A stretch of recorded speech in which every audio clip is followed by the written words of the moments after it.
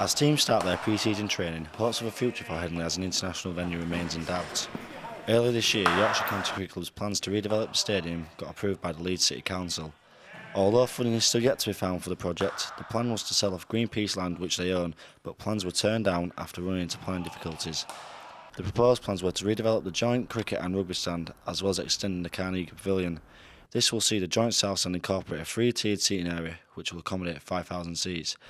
If the work goes ahead, the capacity will rise from its current 17,000 to 20,000 in order to meet the requirements of the England Cricket Board for hosting future international cricket. This could affect future players coming through who dream of playing on the international stage. Yeah, sure. I think nowadays, because cricket's competing with football, it's being competitive, as years have gone by, less and less people are going into cricket. Football's taken over. I think as football stadiums get revamped, I think it's important for cricket to keep in pace.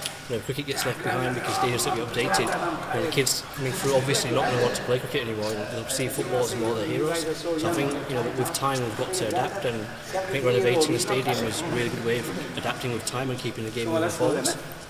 As other venues continue to grow around the country, Yorkshire Cricket Club cannot afford to stand still and expect that Headingley will always host international cricket. Old Trafford, down the road Manchester, they seem to get a lot of games. Durham will start getting some games. Edgbaston, Lords, the Oval, these stadiums are always getting games. Headingley sometimes just miss out. Maybe it's because they don't feel that the stadium is up to scratch compared to the other stadiums.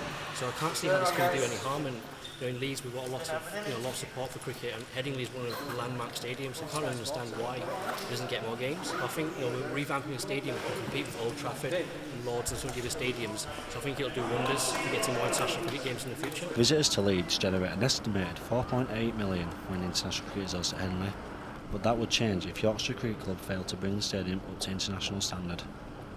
If the stadium goes ahead and we find the funding, it will be huge to both the city of Leeds and to the region of Yorkshire. And it's almost worth looking at it if we didn't have the funding, because if we don't have the funding and the stadium doesn't, the new stand doesn't go ahead, we'll lose international cricket from 2019. We'll lose our World Cup matches. We've got 4 World Cup fixtures in 2019. We'll lose those. And there's a new T20 franchise type tournament, city-based tournament that's been rolled out from 2020 onwards, the equivalent of the Big Bash. There'll be 8 cities that have one of those. Headingley will hopefully be one of those. But again, if we don't have the stand, then we'll actually lose that capability. If a decision is not made by the end of the month, then the consequences will be even more far-fetching than Yorkshire losing 4 international fixtures which they are due to host at the 2019 Cricket World Cup.